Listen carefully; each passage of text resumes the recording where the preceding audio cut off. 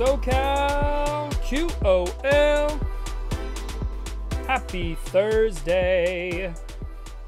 It is Thursday. And we are ready to rock with our transformation Thursday results for the hashtag 365 experiment. It's 365 experiment. Before I even get going, though, I'm going to take a sip of my green tea with liquid stevia. Woo! Because there's no carbs and it tastes amazing. Okay, so to review, since our last transformation episode, we definitely studied not only the pictures of me starting and me during that week, but we also looked at, the health app for Apple. We looked at the cardio app. We looked at, I feel like there was one other one. But really it just came down to the data. It came down to reviewing the data that we had captured on those days, and the Lose It app, because that's what I use to log my food. You are more than happy to use the MyFitnessPal app. It's just a little bit more. Basically, you can do more particular things, which is actually nice. But I believe the reason why I stopped using it for just daily studying was the fact that a lot of the food that I looked up wasn't actually in the FitnessPal app, so I had to do a lot more work. And when you're on the go and you're just trying to get readings, put in, it's a lot easier to use the Lose It app.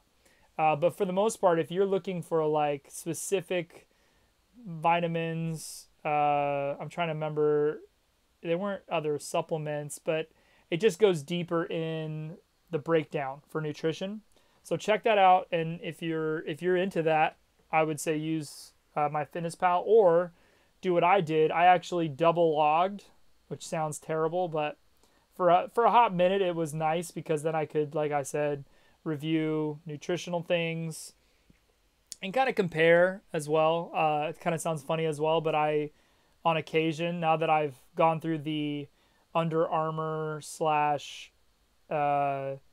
MyFitnessPal, MyFitness, is it Walk, MyFitness Run, MyFitness whatever, all those apps for the Titan Challenge. And after we did that 15-day challenge, or actually it was only 10 days for us, really, because we got in late. But there was a time where I was, during that process, I was logging both my Apple Watch data for my health app and then also the MyFitnessPal data. So I was basically double logging on my watch so that I could get the readings not only for my regular health app, but also for the Titan game qualifications.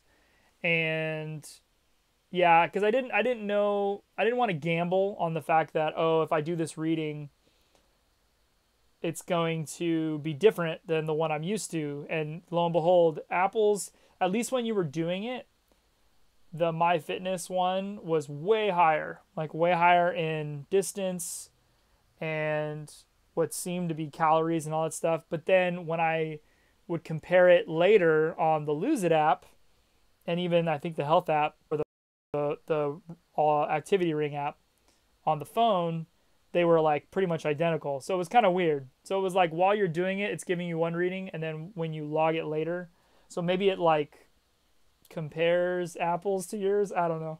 But all that to be said, we in the first week we went through a bunch of different readings, and I'd also mentioned that I was going to look deeper into the saturated fats, because that was something that I've wanted to get more into.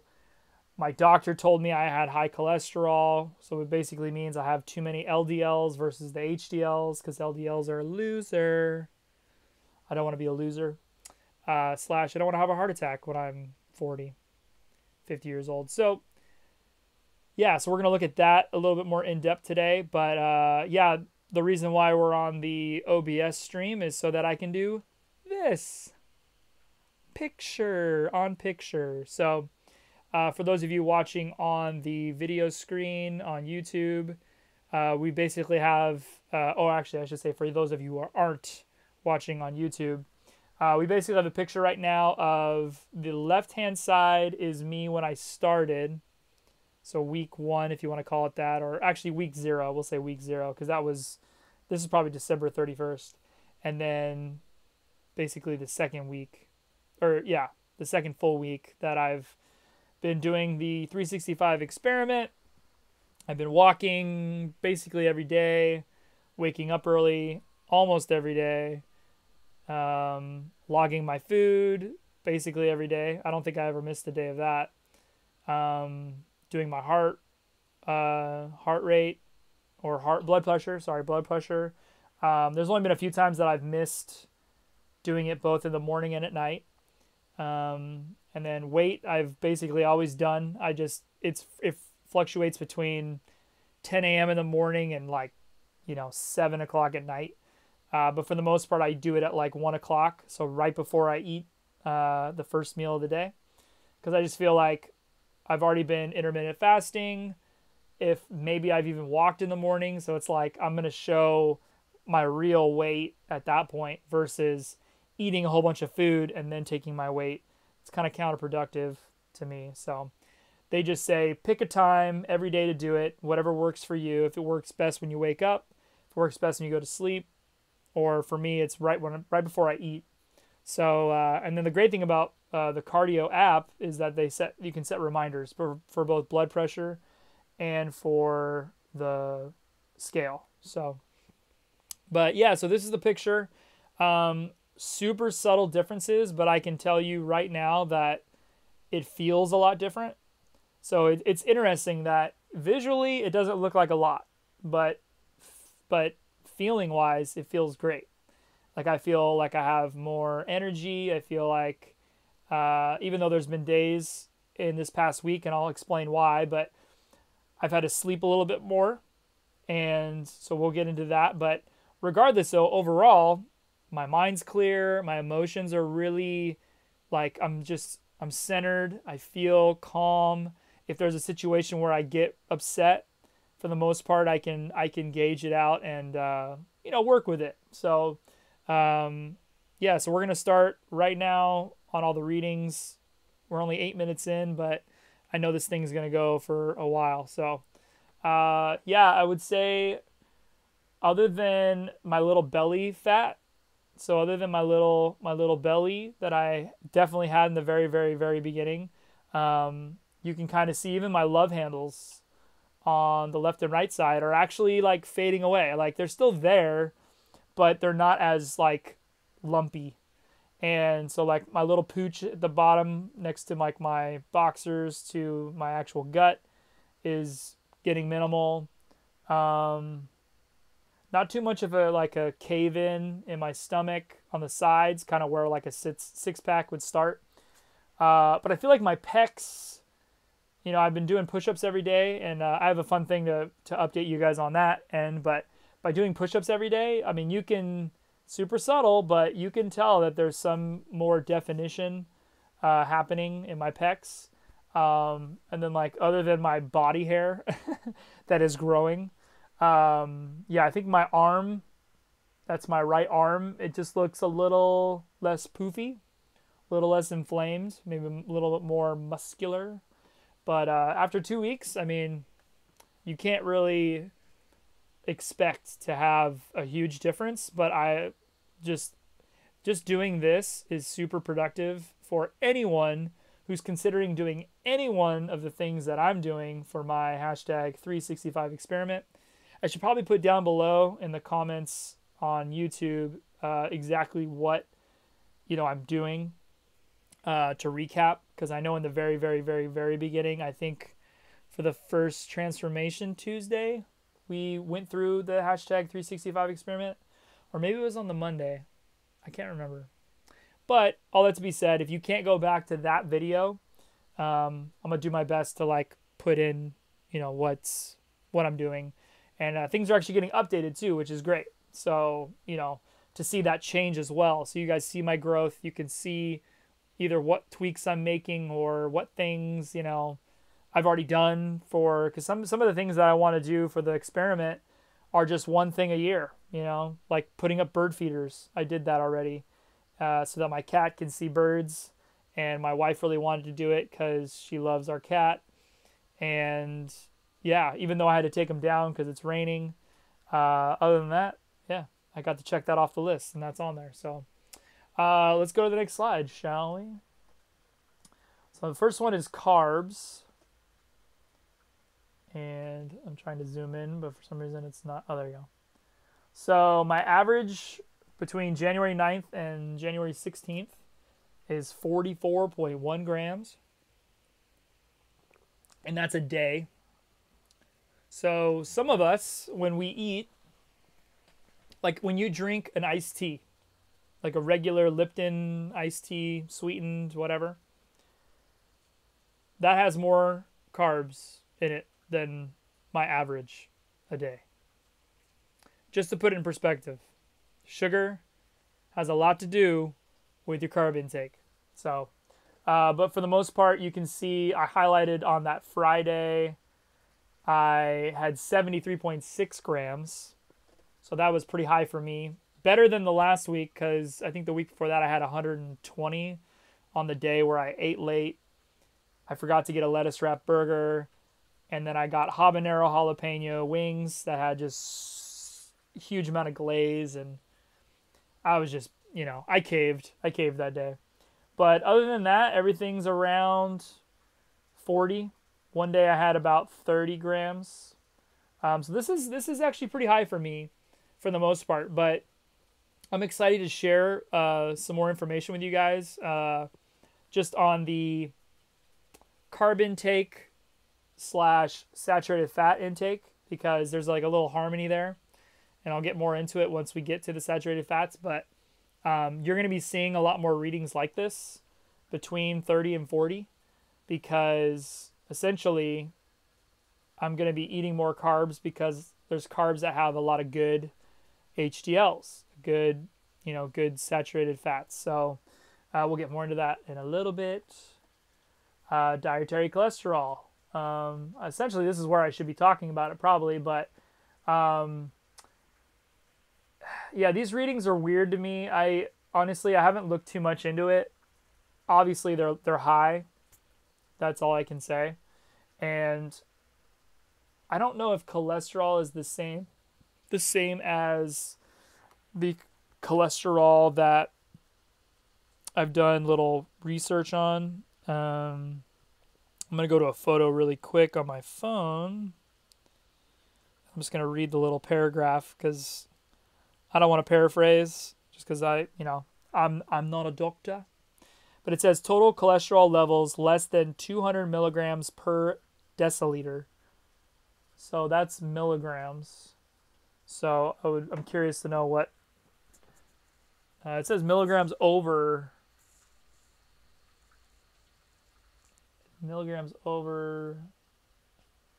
921. So I don't know if that's exactly the same, but regardless, it says less than 200 milligrams per deciliter are considered desirable for adults. So if it's the same reading and I'm at 1355 on my or 1300 on my highest, obviously I'm eating too much stuff with cholesterol. A reading between 200 and 239 is considered high, and a reading of 240 is above. So yeah, I'm pretty sure this is not the same reading. So that's a good thing about this, guys, is we're learning, but we're also understanding new things. And the great thing is with this kind of stuff is that you can take a week to look into it. We'll reassess, come back, and talk more about it. I don't know if you guys can hear the rain, but it sounds amazing. My wife and I are actually collecting rainwater in these big ass jugs for our plants and our garden. Our little itty bitty garden. Okay. So it's collecting right now. Dietary energy. I don't think I did this one last time, but I find this intriguing. 2,000 calories of dietary energy. So I believe that's the energy that I exert through eating, or the type of energy that I take away from while after I eat. Whatever. All in all, it says 2,000 on my highest. My lowest is a little bit below 1,000. Well, actually more like 800. Average is 14. But yeah, it's just interesting to see these kinds of readings. Dietary sugar.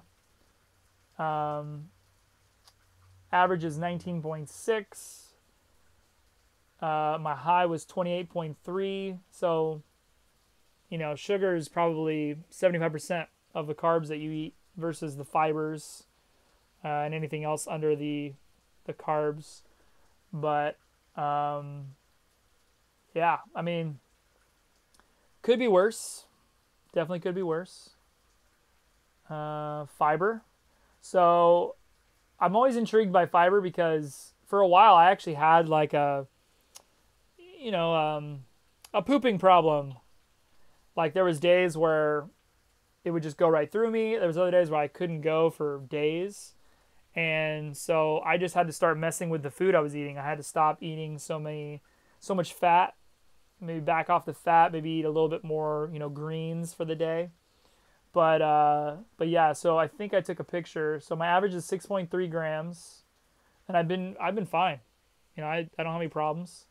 So it's just something to look at. Go, okay, if having 6 grams as my average is makes my body function normally, cool. And if I see a decrease, I just know to pick it up, eat some more things with fiber. Or if it's super high and I'm having too much fiber, then I know to bring it down, and I can look at this to see that. But let's see. Yeah, so I did the food, and there's some discrepancies here because it was Saturday or Sunday. I felt I was so kind of just over, for whatever reason, I was overeating a lot of meat that day. So as you can see on this day, I had eggs, I had sirloin steak, I had chicken breast canned that I make into like a big ass salad, and I felt full, so I just had just a big, like literally a big bowl of veggies, and I put some I'm gonna try to pull back on this, and we'll talk more about that as well, but the saturated fats, but I was using the orange chicken sauce from Panda, so I have a little bottle of it that I bought from Ralph's. And it just, when it comes to chicken, like chicken breasts, like big fat pieces of chicken and veggies, actually I don't usually eat it with the veggies, but because I was only eating veggies, I just kind of just drizzled like a tablespoon, which has about 8 or 9 grams of carbs, but it's all sugar, it's not like a good carb. So, but yeah, but I did the same, I logged the same thing for the next day, because I think either I didn't do it that day, or I was just trying to I was trying to remember. And yeah, so, but at least I have some data there, and I'm assuming it's because I had a lot of veggies. That's what I'm assuming. So protein, good old protein, a max day 162, baby. So for me, anything over 150 grams of protein, probably too much. Because what happens is I actually get hungry when I eat that much. So it's weird, but so when I do over 150 grams of protein, I'll say between 100 and 150. That's like my happy zone. So if I do that, as far as just protein goes, the next day I won't be hungry till 1 o'clock.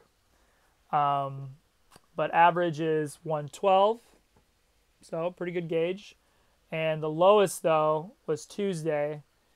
Let me try to remember Tuesday. So Tuesday was an interesting day. I wasn't hungry. at like 1:30, I needed to go on a walk because I was going to dinner later that day, and I like couldn't walk at night or anything. And so I just decided not to eat, and I was gonna go to a tepon place with my wife and some friends, and I just, for whatever reason, I'm like, oh man, I'm gonna have so much protein at this tepon place. I'm like, woohoo, it's gonna be awesome galore. Then I forgot how much it costs to get like the fillet, the lobster tail. Like it would have been like $45.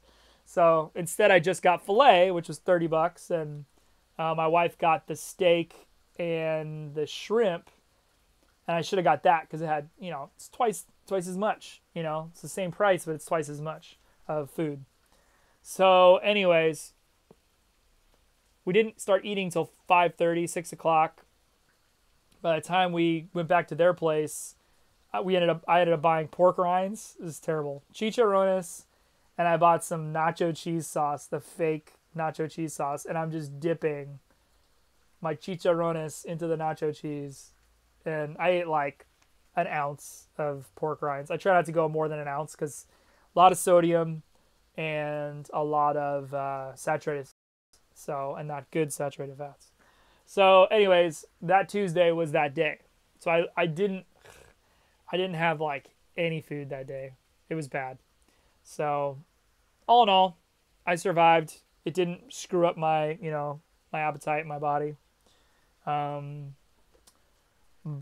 let's go to the next one. Is that 2 proteins? Oh, I wanted to highlight that my lowest day of protein was 52.8. So you can see it's the same slide. It's just got 2 different highlights.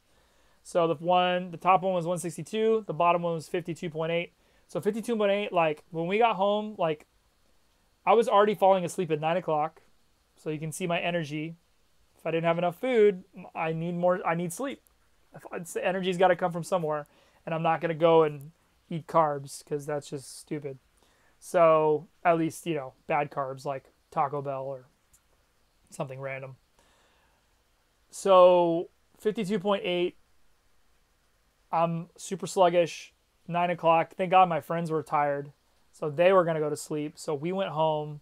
By 10 o'clock, I'm in bed, like cozied. Like I could have passed out, but given what I've learned is that if I go to sleep too early, then I won't wake up early in the morning. Granted, and that's weird to say, but I end up like oversleeping, and then so by the time I normally get up, I'll actually wake up at like 4 instead of 6 because it's 2 hours earlier, and then I'll go, oh, I got a couple more hours of sleep, so I'll go back to sleep, and then it'll be bad sleep. It'll be like every hour and a half I'll wake up, and so then by the time it's 5:30 or whatever, I'm like, oh, I can sleep a little bit longer, and then it's like 6:37. The sun's up now, and I'm like, oh, I feel like I should just stay in bed. I need that energy. So I kind of forced myself to stay up, but at the same time, my wife and I got a gift card for iTunes. We ended up buying a season of some trash TV that we shouldn't be watching, but we are. And we stayed up for the extra 2 hours and watched that show. So by midnight, we put on Parks and Rec. I turned the TV on the low light feature and turn off the backlight. So it's just super dim and yellow screen. So even if I'm looking I have my glasses on too. So these are blue light glasses. So as I'm sitting there squinting, seeing if I can see this TV, I just slowly fall asleep. So, 52, not good. Saturated fats. All right, here we go. Bada boom. And I'm going to get more and more in depth in the end slides because I basically took my meals from today, broke them down, and I'm going to show you what I'm going to be doing now for the rest of the year on saturated fats. So, but 47.3 is freaking high. I can't be eating like that. And thank God it's only that one day. Best case scenario, and Monday's crazy because Monday I had lower saturated fats than I probably ever have. So either I miscalculated some readings, but I usually don't forget meals. I usually fill in everything. So, and then Tuesday was the day I had tepon, and you know I couldn't even force myself to eat a crazy amount of saturated fats because I just tried to stay 1 ounce of pork rinds, which is probably close, or it's probably like 5 grams of saturated fat is a lot, especially for one thing. So with a combination of that plus any of the oils they were using at the tepon place could have accumulated to 10. So if I could have a day like Monday and Tuesday every day, that would be amazing. But it's not very practical for most of us because a lot of the stuff that we eat has saturated fats. And I'm not talking about fast food. I'm literally talking about food that we make at home or we food prep, or if you throw some butter on your pan. Yes, fat is good, unless you don't have a good heart / you have a high cholesterol. So we're gonna talk about alternatives to that in a little bit. But yeah, so the rule that I have is I can have up to 10 grams of basically the LDL cholesterol, saturated fats. So any of the bad saturated fats like butter, pork rinds, mayo. Yeah, off the top of my head, I can't really think of any more, but there's just certain things that have saturated fats that I shouldn't be eating a lot of. So I can have a little bit. So 10 grams is good. It's like a little happy space that I can play in, and I'm not going to die if I have 10 grams a day. So the way it's going to work is I'm going to take the things that I can eat to get those HDLs to subtract off of the total saturated fats, and hopefully that keeps us down below 10. So for example, if on the day, there's no way I could have eaten 37.3 grams of good saturated fats. There's no way. That's all shit saturated fats. So we're not gonna worry about that day. But let's say the Friday. So I had about 21 grams of saturated fat. So in that day, if I had some eggs, if I had some, lean meat, if I had some fish, if I had pistachios, I had a new one I just found out about is avocado. Even though I knew it was good fat, I didn't know how good it was and what alternatives you can use it for. So we'll talk more about that later. But let's say I had 11, or let's say, to be nice, like 15 of those 21 grams were good, good cholesterol, LDLs. So I'm going to take off 15 from that 21.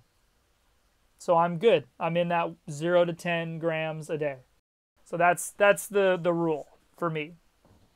I've just done minor research. Unfortunately, my doctor couldn't tell me what to eat and what not to eat. She's not a nutritionist, but it's hard. It's hard for me to hear certain things from specialists / doctors because it almost feels like it's just super. It's just like a cop out, It's like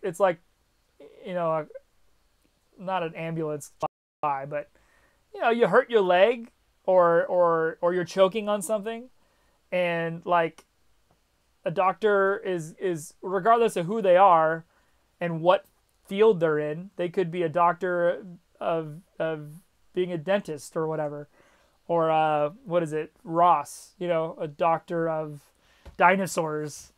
And if you've seen the Heimlich done in your doctor life, and you can do it, and you're not going to feel bad, and you're just trying to help. And, I'm not encouraging anyone who's a doctor to just start giving the Heimlich to people, but all I'm saying is you can help people. You just might not be able to like do everything, and that's okay. But unfortunately, when I hear my doctor say something like, "Oh yeah, you're gonna have to talk to a nutritionist about that," I'm like, "But you just told me I have a problem, and now you're not telling me how to solve it unless I take a pill." It's like, I don't like that. So, oh well. All right, let's hold off on that for now. Looked like my cholesterol though was 24.6, so 15 grams of good saturated fats every day. With that reading, that average, we're good. So I'm actually really excited to take my blood work again after I do this for the rest of the year, because I'm gonna be super happy if I get those readings down, and my doctor's gonna be like, "What did you do?" She actually was so impressed with my weight loss, and I gave her all the info for Primal and Primal Kitchen, Primal Endurance, Primal Blueprint, and Mark Sisson, and she was like, "I'm gonna look into this guy because I feel like my patients should probably know about this." I'm like, "That's right." Hashtag winning. I'm trying to remember why I have this slide. Thursday. Okay, so the high one. So what did I eat on the high one? So we went to my wife's restaurant that she works for. And at that place, they not only had a new burger, I got it lettuce wrapped, but it's got grease, it's got butter, it's got, jalapenos. It's a spicy burger, so I think they had like peppers, but just the sauce in it was like it's basically nacho cheese, but it was infused with chops of jalapeno too. It was so good. One of the best burgers I've had in a very long time. But we also had one of those I can't pronounce it, but those boards that have all the cheese and meat on it. So I had bruschetta, I had salami, manchego, I had blue cheese, some olives, some buffalo blue cheese coleslaw, and then that burger on top of having regular mayo in my big ass salad. And probably in the morning I had eggs and meat and all that good stuff. So yeah, so that's why, when you go out, people, it's one, you can't go out all the time, but two, because it's financially not, you're not going to have good financial wellness. But two, it's brutal on your diet. You can't control a restaurant's ingredients, and unfortunately, and those aren't the restaurant. The great thing about the Lose It app is that you can ballpark, find something that's relative to what you ate. So even though, this is kind of like the scale thing. I encourage everyone to weigh yourself, but don't consider it like, the Bible. It's not written in stone. That weight isn't, it's probably not your actual weight. You're probably plus or minus a few pounds, but you want to look at the changes. You want to look at, are you gaining more weight? Are you losing more weight? And you want to see those changes. So if you know that, whatever, we'll say weight A to weight B, and it's going, then obviously weight C needs to come back down to almost weight A or below A, and you need to do something about your diet or your fitness or whatever to get it to that point. Same with your diet, same with eating. You want to log your food, and if one day you go baller status and you go out and eat a whole shitload of food that you didn't make, that you don't know what's in it, that you just found a similar type in the Lose It app, and it's ballpark, but hey, it's showing you're eating out. That's what happens when you eat out. It looks like that. Versus, even when I went out on a Tuesday, I didn't eat the whole day before that. So what was I going to expect? Yeah, one meal you can get away with, but no one can survive on one meal. As you can see, I like literally crashed, or at least I lost my energy. I couldn't go and like do a podcast, or I didn't have enough energy to talk. That's literally how I felt. But I could lay there in like a it's the opposite of a food coma, but it's like basically I could be super lazy, be a couch potato on my bed, and just lay there and watch TV and like keep my eyes open, but I couldn't do anything else. So, yay, sodium, Thursday, 5,000. Yeah, that's bad. I think the normal amount is like 15. So I'm averaging 23. Yeah, so sodium that I get is, other than chicharrones, is canned chicken breasts, canned tuna, albacore, and then I don't know if tofu has a lot of sodium. I want to say no, but I haven't had tofu all year. I'm gonna start eating more tofu, but yeah, pork rinds, canned foods, um, possibly some, like I have those Kirkland pieces of like lean ham. They also have turkey as well, but I mean that has sodium in it. Just preservatives. Make sure actually doesn't mold in like a day. But my sodium's always been high. I actually stopped using salt for the most part. So when I season things, I just use pepper, and then I'll throw in like, which is probably counterproductive, but I'll put in like garlic powder. There's one other powder, onion powder, and some seasoning like it's some kind of seasoning like oregano, plus some pepper. So I do that in like a tuna salad or chicken salad. So that's the only seasoning that I do, but I try to stay away from adding salt. I used to add salt all the time. Total fat, once again, Thursday. Good job, buddy. 146. That's crazy. My fat is usually, I know Mark Sisson's, his usually like 50 to 60% of his total intake is fat, which is crazy. But for me, fat at 150, nah. I'm usually like 75, maybe 100. So that's kind of like my happy zone. So that way I'm not like, my stomach's not like irritable bowel syndrome, but I'm also like not starving. Because if I don't eat a lot of fat, then what happens is I get hungry. Because my body needs both protein and fat to keep that intermittent fasting going. And, if I keep those carbs below 50, if I can, below 25, which probably isn't going to happen anymore because of my saturated fat problem. But yeah, way too high for fat. But as you can see, my average is usually 76. So that's good. All right. Now we got the cardio base readings.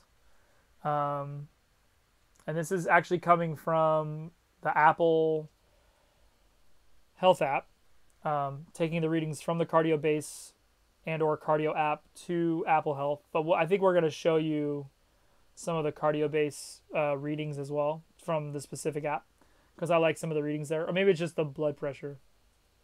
Pretty sure it's blood pressure. But so I'm just bouncing in between 18 and 19%. It says my average is 18.43, so half in between 18 and 19. And yeah, I can't complain. I've heard it's like impossible to get to like, well, you can't have no fat, and doing like 3% fat is like nearly impossible. But I think Mark Sisson's is 8%. My goal this year, if I can, is 13. If I got to 13, so if I dropped 5%, I'd be pretty happy. I'm pretty sure it's 13. I could be wrong. Body mass index, my BMI, 23.3. This one I want to be at 18. That's my goal. 18 and a half. 18 and a half. Because by the time, so like in order for my BMI to get that low, I have to be like 155, 158. And right now I'm 175, 173. I think my last was 173, 175. So I'm basically going to end up losing 20 more pounds. But that's a fat. And I'm hopefully going to gain muscle. So as the time I lose muscle and gain fat, or lose fat and gain muscle, you know, I don't know if the readings are going to change like that. I know BMI is kind of ghetto when it comes to certain readings, and it's a scale. It's not God. It's not going to, you know, this is the end all be all of my body data, but it's a gauge. So obviously it's going down. That's what I care about. I want it to go down. As long as it's going down, I'm a happy camper. Granted, if I really want to know, I can go to a specialist. I can go to a gym that has an actual better reader, or someone can literally, you know, measure me, or I can measure myself. But for the most part, I'm just happy it's going down. My weight. So the last reading that I took from these slides was 173 point something, 173.5 probably. And then I think today I'm back up to like 175, but yeah, average 176. So a difference of about, you know, 4 or 5 pounds. Just walking every day, eating what I usually eat, and intermittent fasting. So it's like chunk change, you know. Sleep analysis. So I know we've talked about this, and the good thing is that I'm what this is good for is showing that I'm not staying up crazy. There was one day, well, 2 days, that I stayed up a little bit past midnight, so I wasn't necessarily asleep, but I was, you know, I was probably in bed. I just wasn't quote unquote asleep, so I was still kind of moving. But for the rest of them, I was out by midnight, which is great. That means that, you know, I'm staying with my schedule. You know, at least getting into, I'm at least, you know, starting to sleep by midnight. And then, as you can see, other than Thursday, which I think that was like, what day was that? I feel like I told a story about, you know, getting up, and yeah, it was like a day. I think I went, no, because I was actually asleep after midnight. But all in all, I got up a few times. So you can see that I got up, went back down, got up, went back down, and then got up again at 6:30, and I probably stayed in bed. So last week, I think I slept in 3 times. But we're going to talk about the specifics of that in a second. Hopefully I wasn't supposed to already. But yeah, so this sleep is good though. This means that I'm staying to my schedule. I'm not like partying all night, getting home 3 or 4 in the morning, or staying up till 3 or 4 in the morning. My body is literally going to sleep around midnight, and I'm at least in bed till 6:30. Some days I slept in farther. Other days, you know, tried to get up and then didn't end up doing it. But for the most part, I was getting up by 6:30. Oh, wrong way. This is the heart rate stuff. So we've got, so January 9th to the 16th, our max heart rate was 159, which is not high at all. Minimum was 41, so I must have been asleep, because that sounds super low. And it's like it's a line and a dot. So yeah, maybe I was sleeping. Almost seems like I was dead. But average, is there an average? Nope. No average. But, you know, I'm alive. I like this little slide because it looks kind of cool. Just kind of matches the bottom. So resting rate, 54 to 59. So sounds good. My body can beat at a low heart rate. Walking average. I know we talked about this. So walking average is in between 87 and 118 BPM. So since the last time we talked, I know I had mentioned that I was actually going to try to walk a little bit quicker so I can get my, what was it, the VO2 reading up. Hopefully I took a picture of it. I remember taking a picture of it. But I was averaging, I think, 80 something till like 110. So if we're up 8 BPMs, I'm cool with that in 1 week. I've actually started to not work so much on my phone when I'm walking. I'm more listening now to like podcasts. But it has been raining like every day this week. So what happens when that happens is I'm usually holding an umbrella. And if I have my phone, I'm not even able to like work. I'm only able to just change the song or the podcast and then put it back in my pocket. So when that happens, I'm not focused on anything other than just walking. So I'll walk faster. But I'm never walking fast enough to where, I have that stomach problem where I have to go to the bathroom. When my heart rate was up to like 145, and the rule is you do 180 minus your age. So mine is like 47. 147 is my reading. That's my my max. Because that way I stay under I think the glucose burning area. So as long as I stay below 147, I don't go into a point where my body burns its glucose and then I'm basically like depleting myself of things that I can't replenish. So I'm pretty sure that's the rule. But all in all, I don't try to go over that. As I could see on that last the other reading, it was 159. So, but that was only like once. Then workout heart rate. Oh, I showed this for some reason.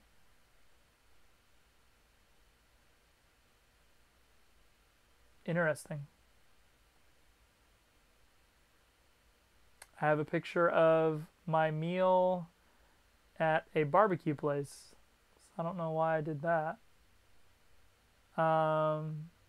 Maybe I'll remember later. But so workout BPM 67 to 159. So the 67 is probably when I was doing yoga.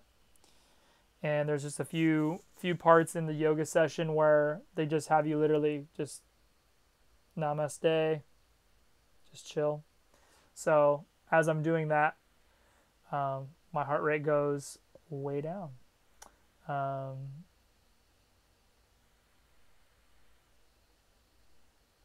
Sorry, hold on one sec. Oh, whatever.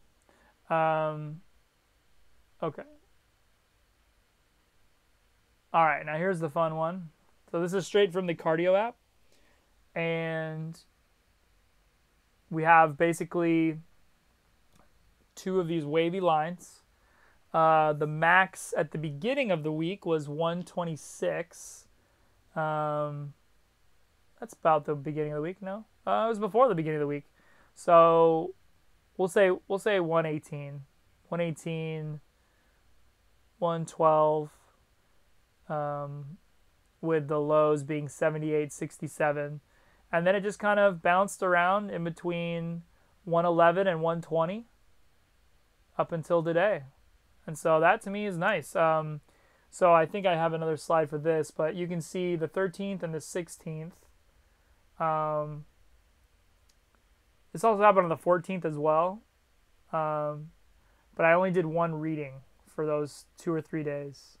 So basically I'm alluding to the fact that if your if your blood pressure is higher than normal at night, which I think it normally is because you're moving around and you're active, versus in the morning when it's super low, like normally in the morning now I'm like, 110, 115.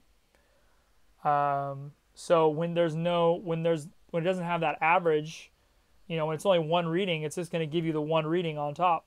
So for the 13th and even the 14th, 120, 117, it might have been more like a 111, 110 if I'd done another reading, because it'll average it out and give you one set of numbers versus this one, which I know it's just at a point where I was active, my blood was pumping, and for whatever reason in that moment, my blood pressure was higher. So, and even on the 9th or the 16th, it was at 119 over 76. So same thing. So yeah, just cool to recognize the reason why I had higher blood pressure on those days was because I only took one reading. Voila. That's how this shit works. And then I just like this chart. Same thing, cardio app. You can look at the history, you zoom in, and then it's, it's identical to the health app, but it's just, I like the little curve thing they got going on. They average out the curve, and you can see my weight's going down, my BMI is going down, and then my fat percentage is, like we said, staying in between the 18 and 19%.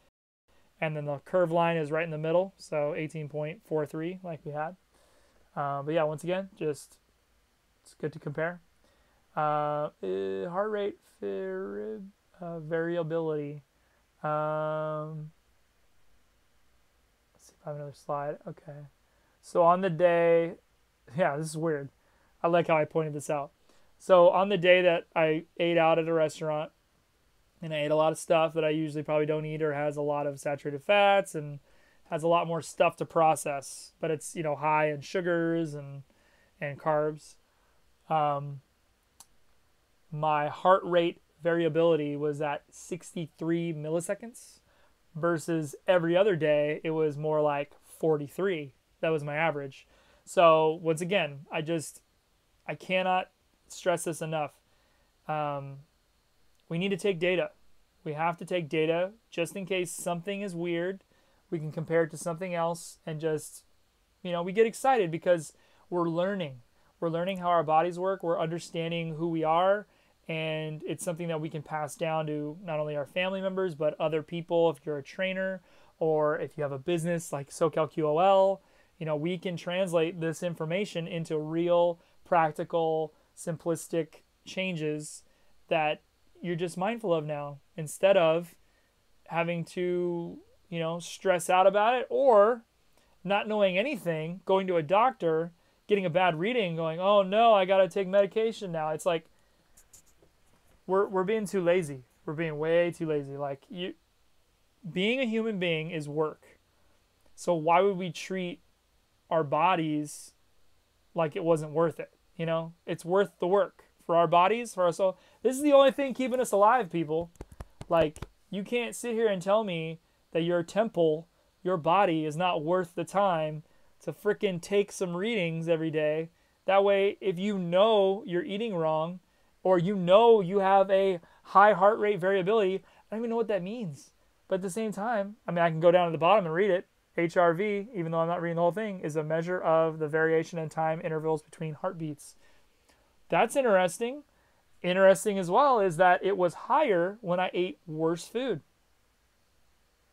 Now that I know that, I can expect when I go to that restaurant again and get the same meal, guess what? I'm probably going to see a higher heart rate variability. And then we're like doctors. No, I was kidding. Now we feel empowered because we know what the result will be. So you can eat that jalapeno spicy burger, lettuce wrapped. Actually, I think I ate it with a knife and fork. I was one of those guys. I have a picture of it, but I was one of those guys. You're eating that burger and you're going like, yeah, I'm gonna pay for this in more ways than one, but you know what? That's okay because I can get right back on the wagon. Can be eating my, eggs, steak, chicken, fish all day tomorrow. And just balance it back out. I'm such a prude, right? Okay. And then was talking during this reading. Okay. So if you guys do get a cardio arm, I recommend you guys get it through us because then we get a little perk from being an Amazon affiliate. Granted, you guys don't have the link yet, but we're able to do that. If you would like any cardio products, please message us because we would love to send you a link so you get directly what we would recommend. But all that being said, when you use the cardio arm and you take a reading, they recommend that you sit in an upright position, that obviously you don't have like clothes on, so you wouldn't probably have a shirt on, or if you had a shirt on, it's so it's not covering the arm cardio arm, and you can safely and loosely wrap the arm around your arm, your left arm, under your clothes. Or if you just take your top off but have a tank top or a bra or whatever. But unless you're still and you're relaxed and you're just breathing, and then you have your left hand, your palm is basically out, like you're holding a ball. So you have that rested down, following your body, and you just sit there. If you don't do that, a lot of the times you'll get what they call an irregular heartbeat. So it won't say inconclusive. It'll literally say like irregular heartbeat. It'll have this huge ass warning on the top. And, that can be scary. That can be scary to see, but you do the reading again, stay calm, don't move, don't talk, just calm yourself. Because I feel like when we talk, depending on what we're talking about, we could get very, excited, or we might be able to stay the same. But for the most part, if you just don't talk, you're not going to exude more energy. So as you do that, you do another reading. If it happens again, then just wait till later. Wait till you've calmed down, or wherever you came from. If you just did push-ups or something stupid, like, obviously, you're probably going to have a higher weird heart rate, and the reading is going to come off irregular. So wait till later, do it again, and odds are it'll come back fine. Yeah. And if you worry about that kind of stuff, go ahead and just hold off on reading at all. But no, so it was just funny because my reading was 112/65 with a heart rate of 59, and I'm in the optimal box, yet it says I have an irregular heartbeat. So it happens, and I literally put in the notes, look, you can see them, was talking during the reading. So that's why I got that reading. So I probably redid it, or if I didn't redo it, at least I made the note that I was talking. That's why it was like that. So not only is taking the data important, it's also important to make notes. So you can also take notes on the CardioBase app, the part of this app that it's cardio-based is off of CardioBase. It's hard to say these things sometimes. The names are funny. Which we can also provide you a link with. Let us know. Make a comment. But all that to be said, I made the note that I was talking during the reading so that when I had this discussion with you guys, I could point out the fact that I had an irregular heartbeat, but I'm 99% sure it was because of the talking. So, all right. So now we are going to get into the good stuff. So we've been talking about the saturated fats. We've been talking about, why it is that people have high cholesterol. To make it simplistic, LDLs are bad, L for love / loser, HDLs are good. Now, when we looked at, this is my meal from today, okay? So 49% or 85 grams was fat, okay? 42% or 165 grams of protein is that other little portion of the circle. And then that little sliver is 32 grams of carbs, or 8% of my intake. So we're going to dive deeper. So in the Lose It app, this is the Lose It app. In the Lose It app, if you're on that screen, which is you're under My Day, on the bottom there's five selections. There's My Day, There's log for your food. There's social, goals, and then me. I don't do the other three. I only do my day and log. I just hop back and forth. I don't have the premium version. It's funny, but Apple employees actually get the premium version of this because they encourage their employees to be active and to use all those amenities.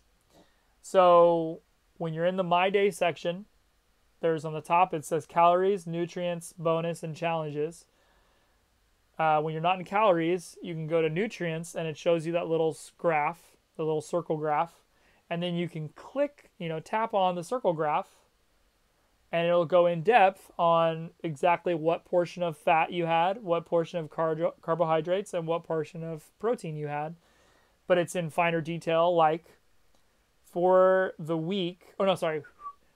day, I had 24.7 grams of saturated fat.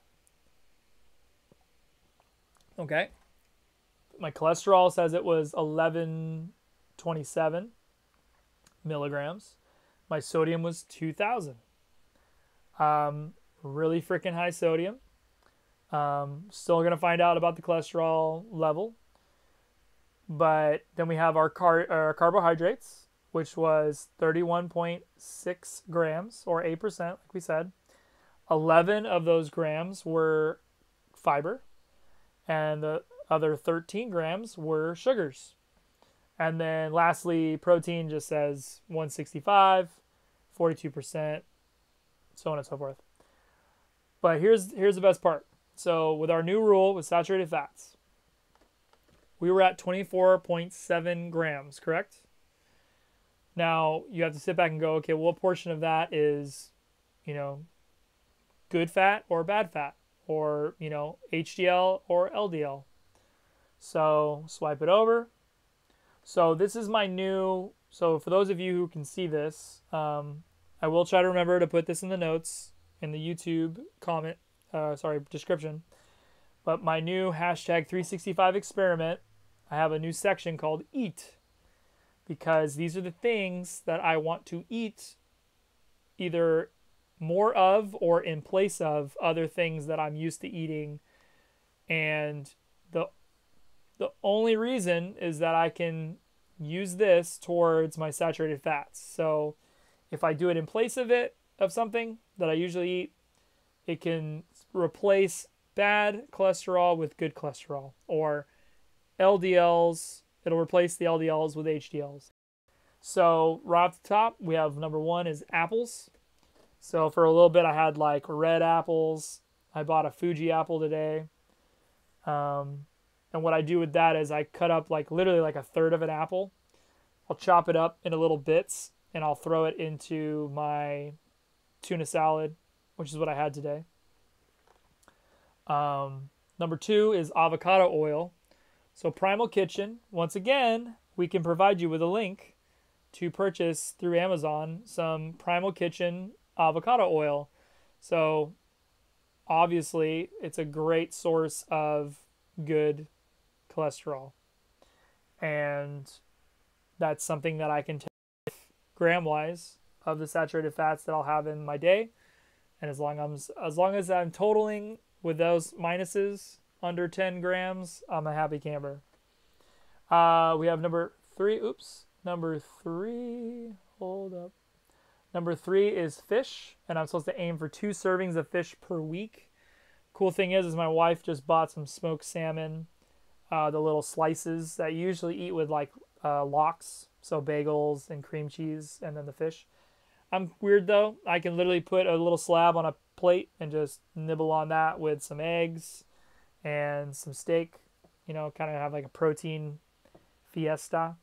But I had a salmon omelet a couple of days ago, and it was good, but it didn't have that smoky texture to it. Obviously, I could probably find out if the smoky texture has more sugars or some other additives that I don't know about. But long story short is I've got those little slivers. I eat albacore tuna like every other day from a can. Once again, sodium's high, but when you're a baller on a budget, later in life, I'm sure I can have fresh albacore tuna, like just sushi'd into my mouth, but sashimi'd into my mouth. But under the fish category, we have salmon, mackerel, albacore tuna, sardines. Never gonna eat that, and rainbow trout. So those are the fishes that we're going for, and those have the omega threes, so that good oil. But it's also a good source of saturated fat. 4 we have flax seed. I put C, but it's supposed to say seed. Um, Flaxseed is awesome because my wife actually she tweaked a recipe from the Primal Kitchen book, which we can also send you. Send you that link. Send me that link, you say. So the flaxseed she replaced with another flour. I can't remember. It was like they were out of a certain flour that we usually use from the Primal. So we looked it up, like what's an alternative to this flour, and flaxseed was one of them. Granted, we had to bring it home, and then we have a coffee grinder, and it's a little guy, so we just, it's like a one serving kind of coffee grinder. So we literally put the flaxseed in it, zzz, zzz, zzz, chopped it up, made it into a powder, put it into we actually make cookies out of these things. Crazy because it's pretty much all natural. I think she uses some mayo. So other than like mayo, which is not bad, it's just if you've had enough saturated fats for the day, you probably shouldn't have that. But yeah, she makes these amazing cookies with cinnamon on top. So good. So flaxseed. Number 5 is pistachios. We actually get the shelled. It's stupid that they call them shelled pistachios because they're not shelled. They're unshelled. So I don't know why they don't call them unshelled pistachios, but whatever. They're in a green bag from Costco. I think they're like 10 or 15 bucks. And they're amazing because you can literally, I'll do like 25 little pistachios for one little snack and then another 25. It's a total of 8 grams of carbs. And I can literally take that 8 grams right off my saturated fats, like as if I never had it, because it's good for my blood. We got avocado. So fun thing about avocado is I keep saying tuna salad, chicken salad. Those types of salads are just really easy for me to make. I chop up some celery, chop up, like I said, those apples, or like a third of an apple. I do the seasoning. If I don't have like a bag of already chopped lettuce or romaine or something like that, mixed greens, I'll buy a little head of lettuce at the store, chop it up, put it into a little bowl, and then I'll throw the tuna or the chicken salad on top. But for the whole time I've been eating this, I've been using mayo. And granted, mayo's got literally like 2 to 4 grams of saturated fats. But at this point, I can take, I want to get all the extra good saturated fats I can. So I've known for a long time that avocado is a good replacement for mayo, as long as you mash it up, and you can add some lemon juice, some cayenne pepper. They say add salt, but I don't do that. And then maybe a little bit of oil. So I would use avocado oil for this instance to make it just, kind of mushy and sticky at the same time, which is kind of like mayo. And then just mix it together with all the stuff other than the lettuce, because then I'll throw the stuff on top of the lettuce like a tuna salad, salad. And so yeah, that's been kind of cool. I used literally a small avocado, and I got 2 full tablespoons. I probably should have done 3 with 1 can of tuna, about 8 inches worth of celery, and a third of an apple with all that seasoning. It was just a little bit drier than it was a little bit drier than I'd like. So I think if I added another tablespoon, it would just kind of blend it in a little bit better, be a little bit more mushy as like a la carte on top of the salad. But yeah, I was very pleased with it. I didn't have cayenne pepper, so I probably could have put some other kind of seasoning in, something to spice it up. I have sriracha, and then there's another one that I have that I haven't tried. I don't know if it wasn't taco seasoning. There was another type of seasoning that I could have used, but all in all, I could probably put even some Tapatio if I can handle some more sodium. But it was great. Tasted good. I'm not gonna complain. I think what happens is I'm gonna keep the mayo, that I have, just in case I don't have time to mash up some more avocado.